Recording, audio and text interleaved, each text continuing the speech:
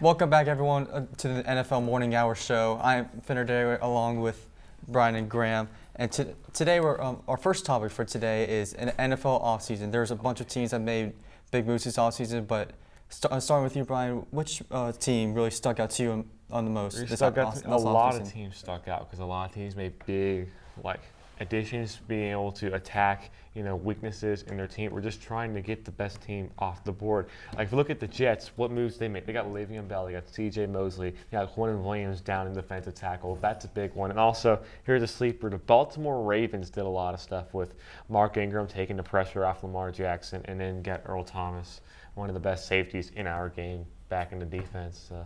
All right. What do you think, Graham? There's so many teams that have made a lot of moves and picked up many acquisitions, such as the Browns. But there's so many teams who have gotten good quarterbacks and are going to have choices, like the Broncos, who are going to have Drew Lock and Joe Flacco with choices. And that defense is a cheat code with Von Miller and Bradley Chubb playing on the same side of the ball. That's pretty amazing. So with them having choices at quarterback, it's going to be amazing.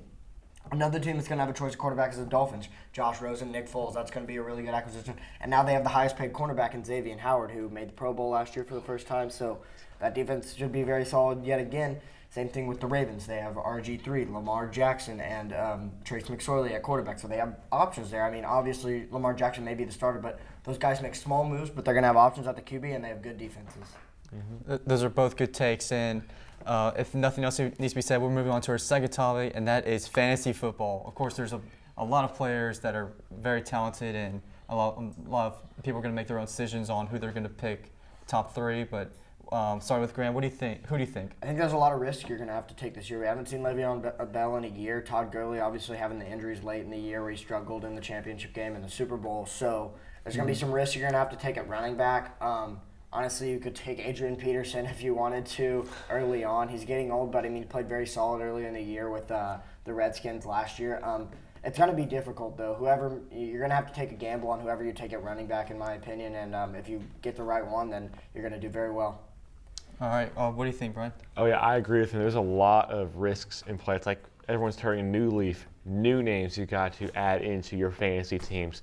Most people think of the Todd Gurleys, the Adrian Petersons. They're getting old. They're getting hurt. You need to think of some really crazy out there names, like let's say Philip Lindsay, Lamar Jackson, the names you have not really thought of as fantasy contenders and using them to win your leagues.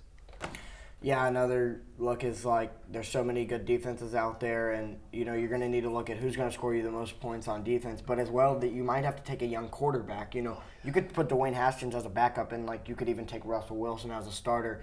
Those guys I think could put up big numbers, and you could switch them back and forth depending on how Dwayne Haskins does. Obviously you haven't seen him play a down of NFL football yet, but that guy shows a lot of promise in my opinion. All right.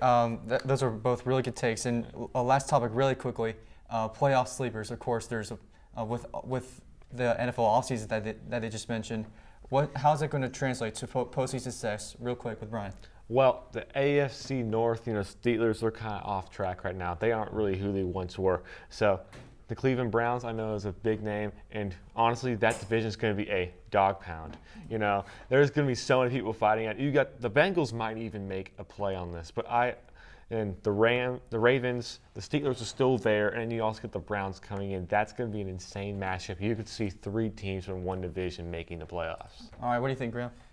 Like I said, all these teams with options at quarterback. I really like the Broncos here. I think Drew Lock. If Drew Lock starts or if Joe Flacco starts, both those guys can play solid. I think they could sneak into the playoffs. Obviously, I see, like you said, the Ravens and the Browns duking it out for that division, and the Eagles and the Cowboys. Those guys could either be terrible, or they could be really good. So who knows? I'd say the Eagles are more likely to win that division right now, but that's my opinion.